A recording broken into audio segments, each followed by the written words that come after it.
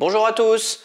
Dans cette vidéo, je vais vous montrer comment j'ai réalisé un solivage en bois pour rehausser le sol d'une partie de la cave afin de créer une buanderie.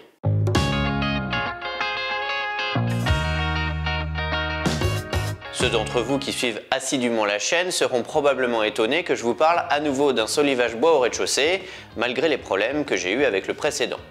C'est tout à fait légitime, mais en fait j'ai réalisé ces travaux en 2021, avant d'avoir le problème dans l'autre pièce, sinon je pense que je n'aurais pas pris le risque. Heureusement, je n'ai pas eu le même problème avec ce plancher, car comme vous allez le voir, il est bien plus aéré que celui que j'avais réalisé dans la petite pièce voûtée.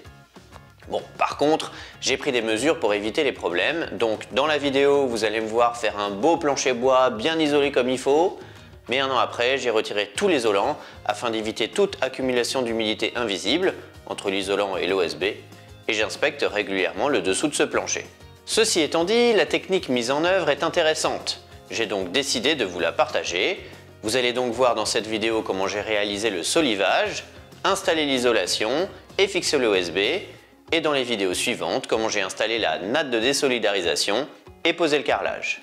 Là, on est dans la cave. Il va y avoir de ce côté-là la future buanderie et derrière la caméra, je vais les laisser en cave. La buanderie, elle va être au niveau du sol de la maison, à peu près à ce niveau-là. Donc c'est pour ça qu'il y a des plots comme ça en béton, comme sur celui sur lequel je suis assis, puisque je vais m'en servir pour faire un plancher bois qui va être rehaussé par rapport au sol actuel. Pour faire le plancher, il y a un trou dans le mur là, il y a le plot sur lequel je suis assis, et il faut donc que je trimballe une poutre qui est assez lourde. J'ai mis une planche en bois par terre avec un rondin dessus, et je vais essayer de faire rouler sur le rondin la poutre parce qu'elle est quand même assez lourde, et je suis tout seul. Donc on va installer la poutre ici. Je vais lui installer, comme j'avais fait à côté, un tasseau en Douglas pour pouvoir mettre un isolant en vrac entre le mur et la poutre. J'installe le laser et place des cales en plastique entre la poutre et le plot en béton pour que ce soit bien horizontal, et je fixe le tout avec un goujon d'ancrage.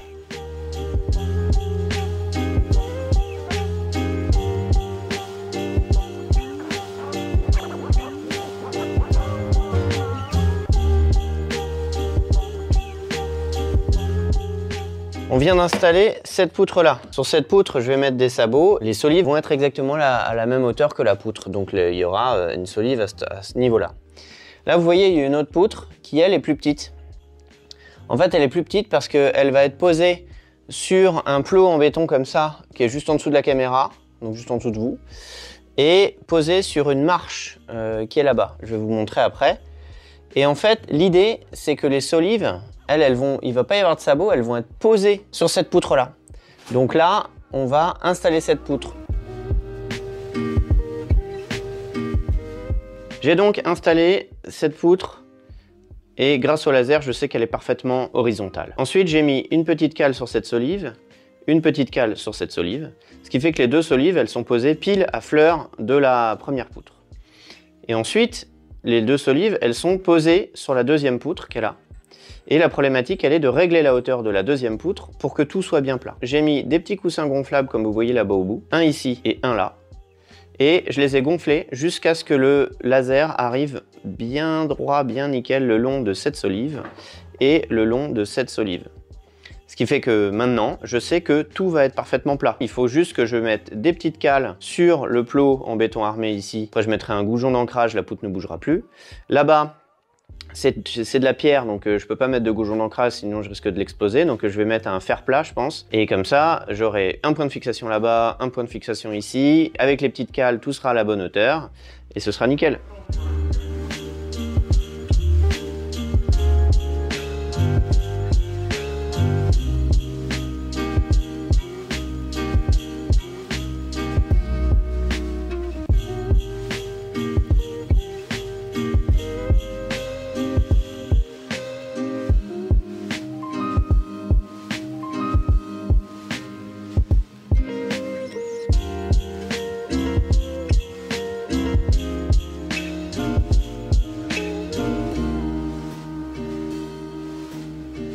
J'ai installé les petites cales en plastique tout le long des deux côtés, donc ça a été un peu galère parce que j'ai pas accès de l'autre côté puisqu'il y a l'évacuation d'eau. Donc il a fallu me débrouiller pour que ce soit à la bonne hauteur. Et là on voit qu'on est nickel, on voit bien que le laser il est vraiment à fleur au-dessus tout du long. Là, c'est impeccable. Donc pareil, des petites cales ici aussi. Ensuite, bougeon d'ancrage dans un trou là pour fixer la poutre. Et une plaque en métal ici pour fixer la poutre à la pierre en dessous. Il reste les solives à installer. Je vais mesurer la distance qu'il y a entre la solive qui est ici et celle qui est là-bas. Et je vais diviser par le nombre d'entraxes. J'en ai 7 en tout des solives à installer. Donc les 2 qui sont là, il y en a 5 autres. Donc ça veut dire que j'ai 6 entraxes. Je vais faire une mesure cumulée pour installer les solives bien régulièrement. J'ai commencé à installer cette solive là. Et en fait, il a fallu que je trouve une nouvelle technique parce que la technique du tasseau pour tenir la solive et installer le sabot, c'est vraiment parfait quand on est avec des ailes extérieures. Or là, comme on est avec des ailes intérieures, bah, comme il faut que je visse à l'intérieur, je peux pas fixer la poutre, enfin fixer la solive à la bonne hauteur de la poutre et visser le sabot pendant ce temps-là, puisque il faut visser derrière la solive. Donc ce que j'ai fait, j'ai contraint le sabot pour qu'il soit bien le long de la solive avec un serre-joint et je le fais par en dessous. Parce que si je le fais par au-dessus, après je peux pas enlever la solive. Ensuite, il faut que je sois sûr que le sabot soit à la bonne hauteur sur la poutre. Donc ce que j'ai fait, c'est que j'ai pris mon pied de caméra qui est là. Je l'ai installé en dessous. J'ai une petite manivelle qui me permet de remonter le pied. Et je le cale pour qu'il soit bien nickel et je le bloque. Ce qui fait que comme ça, ça règle exactement la bonne hauteur. Une fois que ça c'est fait, j'enlève la solive. Là, j'ai fait 2 trous et j'ai installé les vis comme ça. Et là, je viens de tester et c'est nickel. Donc, je vais faire pareil pour tous les autres. Celui-ci, je vais donc mettre toutes les vis.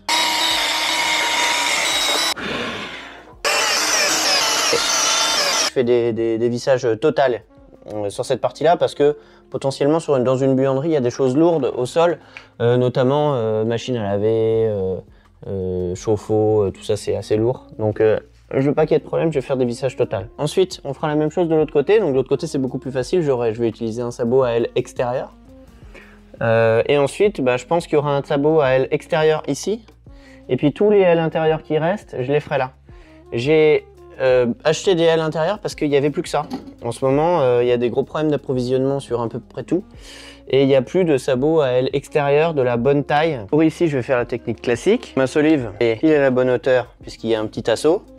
Je mets hop là, le sabot. Je mets un serre-joint. Voilà, pour bloquer le sabot autour de la solive comme il faut. Je fais des trous à la mèche à bois et installe toutes les vis. Ensuite, j'installe les autres solives.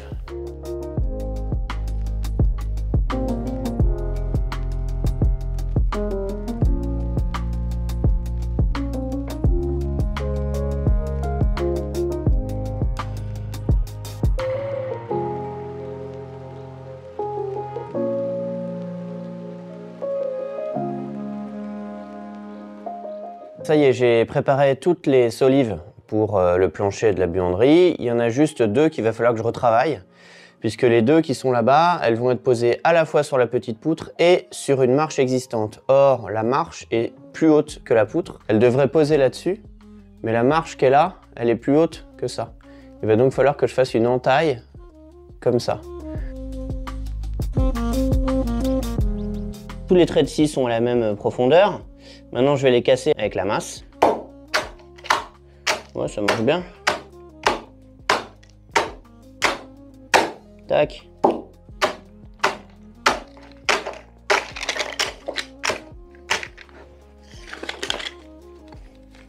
Ça me fait plein de petites cales. Ouais, ça marche super bien. Maintenant, il n'y a plus qu'à égaliser tout ça. Avec un petit coup de ponceuse, ça donne ça. Franchement, c'est pas mal. Ça appuie bien sur la poutre. Ici, c'est un peu surélevé par rapport à la marche, donc c'est très bien, je vais mettre des cales. Ah bah parfait. Là, c'est nickel.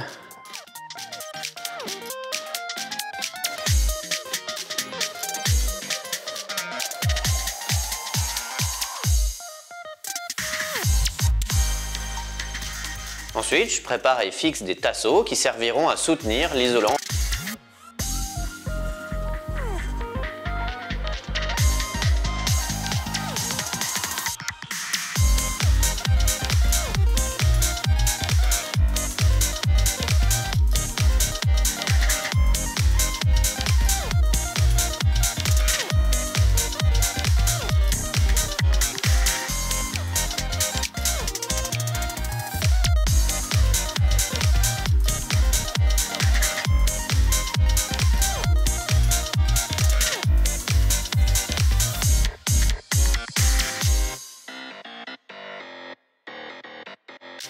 Puis j'installe les entretoises au niveau de la petite poutre.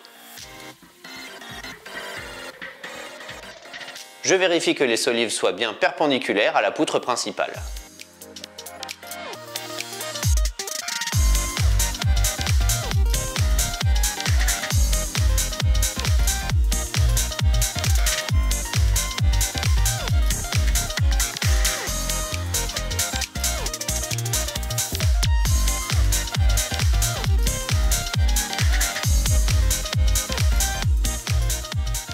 Je prépare les entretoises du milieu des solives et avant de les fixer, je décide de clouer les solives au sabot.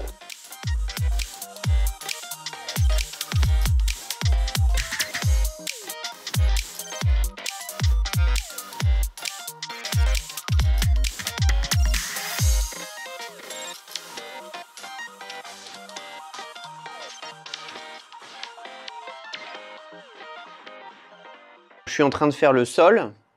Et ensuite, je vais mettre des cloisons. Et il y a un endroit où j'allais avoir une cloison avec rien en dessous pour la soutenir, juste l'OSB. Je me dis que c'est un peu léger.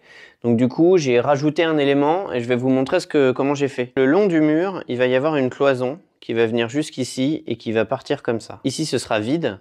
Et il y aura donc une cloison qui sera au niveau des entretoises, là que vous voyez. Et puis là, du vide pour que je puisse garder l'accès aux évacuations d'eau si besoin, en passant par la cave, par l'extérieur. Si je fais une cloison là, eh bien, vous pouvez voir qu'il n'y a rien en dessous pour la soutenir, la cloison.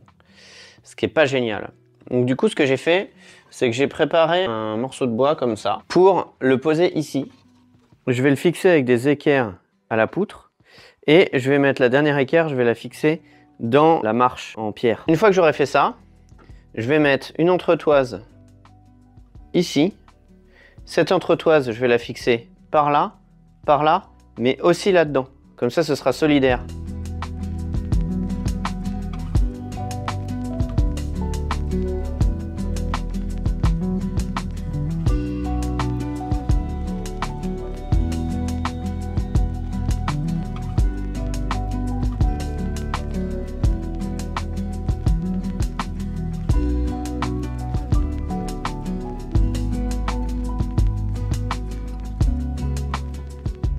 Nouveau problème à gérer au moment de l'installation des évacuations d'eau. Derrière moi, là-bas, il y aura un chauffe-eau et quelque part par là, il y aura une machine à laver. Donc il faut bien évacuer les eaux usées. À l'origine, je pensais faire courir l'évacuation tout le long pour arriver à peu près en dessous du chauffe-eau et mettre une attente à cet endroit-là. Sauf que, vous allez voir, en fait, ça marche pas. Si vous suivez l'évacuation, le tuyau de 40 qui est là, vous voyez qu'il dépasse la solive. Alors que moi, à l'origine, je voulais le faire arriver jusque là-bas au bout. Donc je ne peux pas. Donc il va falloir que je fasse une arrivée quelque part par là. Du coup, il y aura une attente qui sera en dessous de mes arrivées d'eau, qui sera quelque part par là. Et puis du coup, je ferai des évacuations en apparent au-dessus. Voilà, pour installer l'évacuation et que ce soit bien parallèle à la solive, vu qu'après je ferai une sortie par là, il a fallu que je retaille la solive à cet endroit-là. J'ai bien galéré, mais là maintenant c'est bon, l'évacuation fait bien une sortie droite, donc ça c'est pas mal. Je réalise les collages de PVC comme expliqué dans la vidéo sur les évacuations d'eau.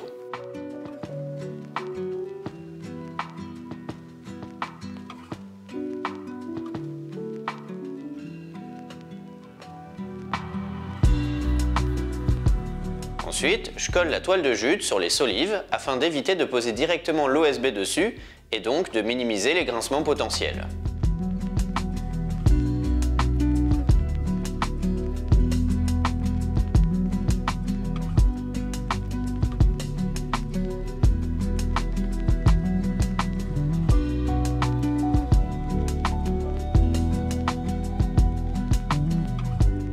Avant de mettre l'isolant, je prépare les plaques OSB en les posant à blanc afin de trouver la meilleure solution pour les découpes.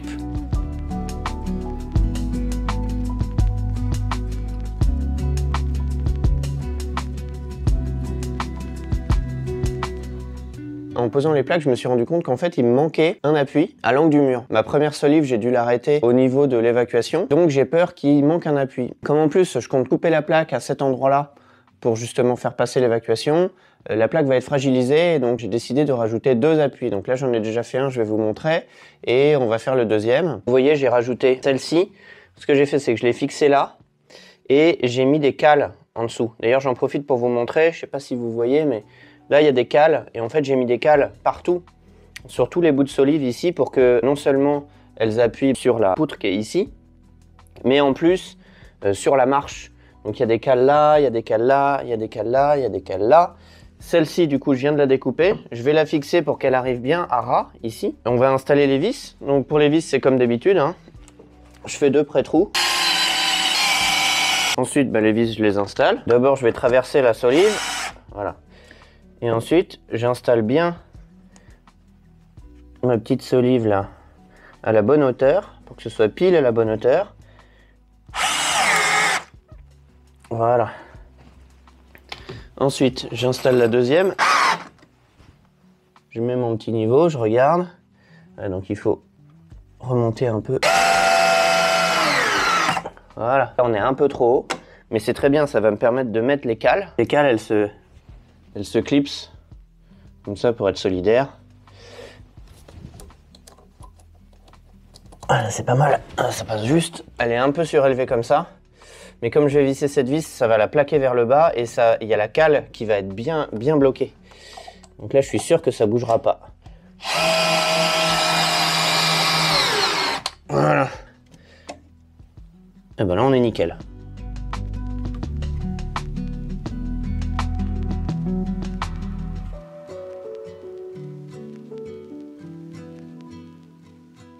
J'installe cette plaque bien perpendiculaire aux solives. Et j'essaye au maximum de tracer mes découpes directement sur place, afin d'éviter les erreurs de mesure.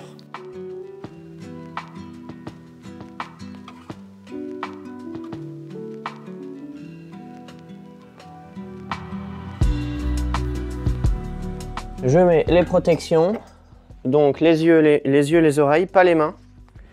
Hein, parce que si jamais on met des gants et que ça se prend dans l'appareil, c'est toute la main qui y passe, alors que si jamais je me blesse, je vais juste me couper un petit bout, ce qui va être chiant, mais c'est moins grave que de perdre toute la main.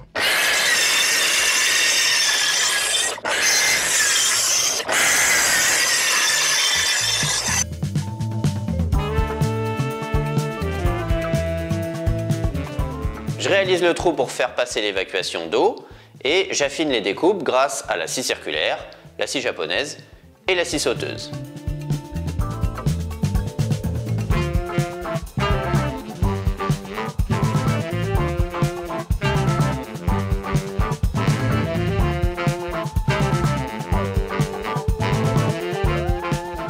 Une fois la première plaque installée, je réalise le reste des découpes en faisant bien attention à avoir au moins 3 appuis sous chaque plaque USB et les raccords de plaques sur une solive, comme j'avais fait pour le solivage de l'étage. Allez voir cette série de vidéos si vous ne l'avez pas vue.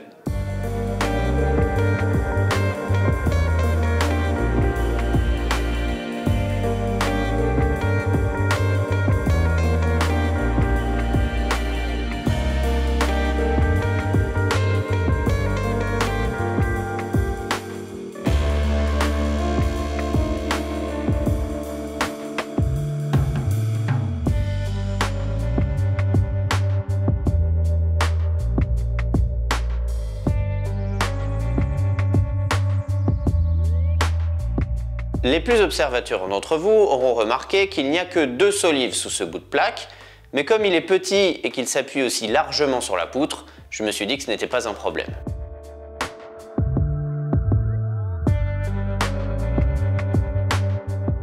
Une fois toutes les découpes effectuées, je stocke les plaques dans l'ordre sur le côté et j'installe la laine de bois.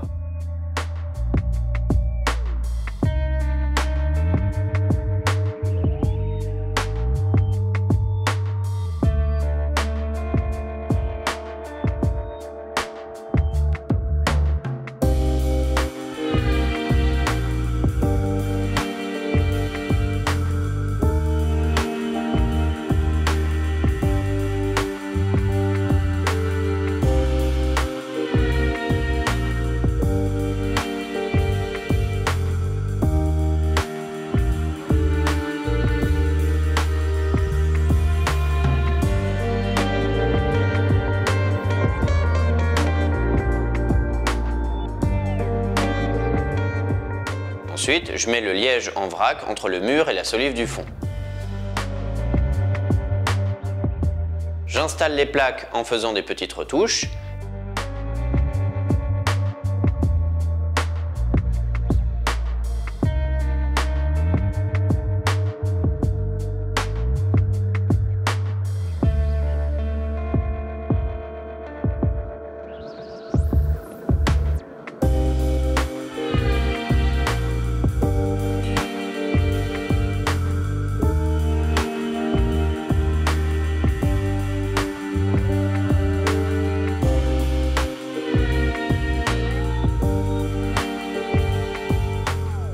Et avant de tout fixer, je pense bien à mettre le liège en vrac entre la poutre de gauche et le mur.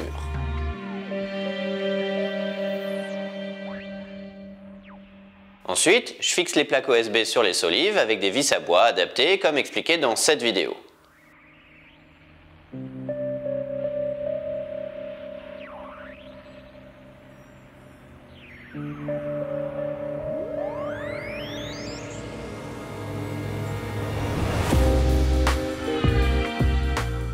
Et au final, ça donne ça. Dans la prochaine vidéo, on installera une natte de désolidarisation sur ce plancher. Pensez à vous abonner et à mettre la cloche pour ne rien louper. Et comme d'habitude, un petit pouce en l'air et un commentaire, ça fait toujours plaisir. Si vous voulez me soutenir, vous pouvez partager cette vidéo et ou faire un don sur Tipeee.